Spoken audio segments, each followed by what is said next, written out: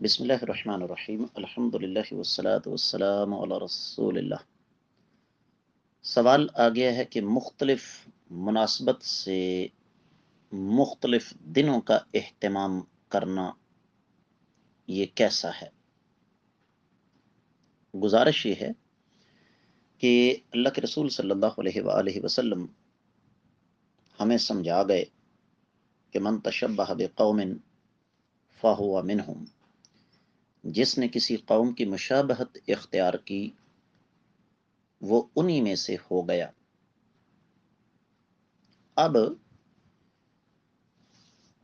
یہ جو مختلف ڈیز ہیں نا کہ جی birthday, wedding anniversary, teachers day, mothers day, fathers day, یا اسی طریقے سے ذرا اردو کی طرف آ جائیں کہ ماحولیات کا عالمی دن، پولیو کا عالمی دن، صفائی کا عالمی دن،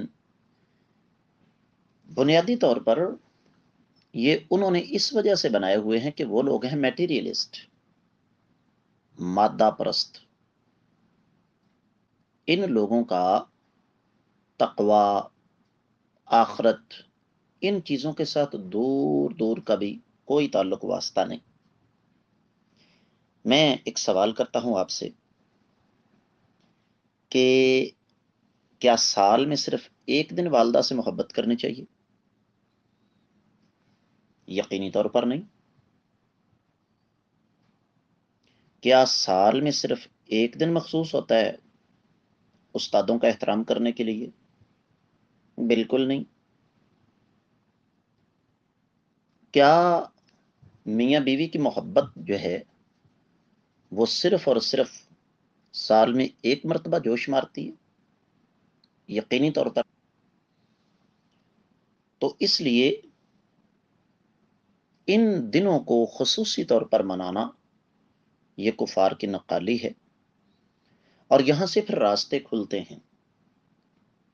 راستے اس انداز سے کھلتے ہیں کہ آپ آہستہ آہستہ اپنے آپ کو ان کے رنگ میں رنگتے چلے جاتے ہیں۔ میں آپ کو سمجھاتا ہوں، آج سے آپ 80 یا 90 سال پیچھے چلے جائیں نا، پورے مصر میں، پورے الجزائر میں، پورے تیونس میں، پورے مراکش میں، پورے لبنان، پورے شام میں آپ کو ایک خاتون بھی بے پردہ نظر نہیں آئے گی۔ لیکن ہوا کیا کہ یہ سلسلہ چلا چھوٹی بچیوں سے، اور اس وقت صورتحال یہ ہے کہ تقریباً سارے عربوں کی غیرت کا جنازہ نکل چکا ہے۔ فیشن ایکسپوز ہوتا ہے، منظر عام پر آتا ہے پیرس میں، لیکن فیشن کی ابتدا کانسا بلنکا سے ہوتی ہے جو کہ مراکش کا شہر ہے۔ شراب کی سب سے بڑی فیکٹری لبنان میں ہے۔ دنیا میں سب سے زیادہ نائٹ کلب بیروت میں ہیں۔ خنزیروں کے سب سے زیادہ فارم وہ آپ کو مصر میں ملیں گے۔ ترکی وہ واحد مسلمان ملک ہے جہاں پر گھروں کے باہر باقاعدہ طور پر سرٹیفکیٹ شیشے کے اندر جڑوا کر لگائے گئے ہیں کہ اس گھر کے اندر ایسی خاتون موجود ہے جو تمام قسم کی بیماریوں سے پاک ہے، آپ ادائیگی کر کے اس کے ساتھ زنا کر سکتے ہیں۔ علی حد القیاس یہ لوگ آپ کیا سمجھتے ہیں کہ یکدم یہاں تک پہنچ گئے؟ اور آپ اپنے پاکستان کی بات کریں، آپ کی جو شادیاں ہیں ان میں صرف آگ کے ارد گرد 7 چکر لگانے باقی ہیں، باقی سارے کا سارا کلچر ہندو ہو چکا ہے۔ کس لیے کہ ہم نے ان لوگوں کی دیکھا دیکھی چھوٹی چھوٹی چیزیں اپنے اندر شامل کرنا شروع کر دیں۔ یہ جو ایک عذر بنایا جاتا ہے نا کہ جناب ہم کون سا ٹیچرز ڈے پر یا ویلنٹائن ڈے پر پھولوں کا تبادلہ کرتے ہیں، بس صرف یہ ہے کہ اس دن کو یادگار کے طور پر منایا جاتا ہے۔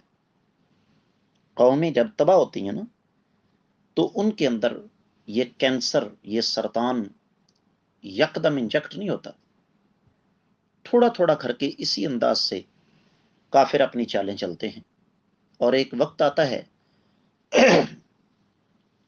کہ قومیں مکمل طور پر تباہی کی بھینٹ چڑھ چکی ہوتی ہیں۔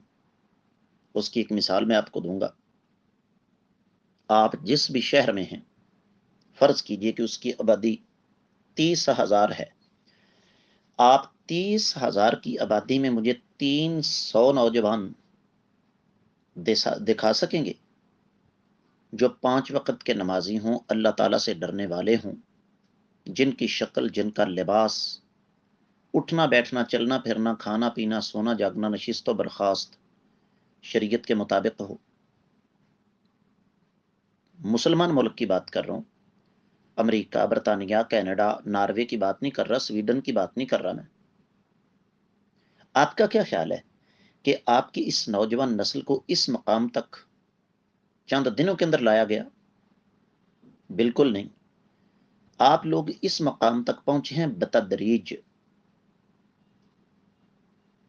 اور اس کے لیے وہی راستہ اختیار کیا گیا جس کی طرف اس سوال کے اندر اشارہ ہے کہ ہم نے کون سا کو لمبا چوڑا اہتمام کرنا ہے، بس ٹیچرز ڈے ہے، اساتذہ اکرام کو خراج عقیدت پیش کرنا ہے۔ سوال یہ ہے کہ یہ سلسلہ چلا کہاں سے؟ غیر مسلموں سے۔ اور جب آپ غیر مسلم کی ایک چیز لے لیتے ہیں، پھر اگلی چیز لیتے ہوئے آپ کو کوئی تکلیف نہیں ہوتی، پھر اس سے مزید آگے راستے کھلتے ہیں۔ پھر ایک وقت آتا ہے کہ جب ہم مکمل طور پر ان کے رنگ میں رنگے جا چکے ہوتے ہیں، اور رنگے جا چکے ہیں۔ اس لیے اپنی انفرادیت کو مت کھوئیے، اسلام کا جو امتیاز ہے اس کو برقرار رکھیے۔ اللہ تعالی ہمیں سمجھنے کی توفیق عطا فرمائے۔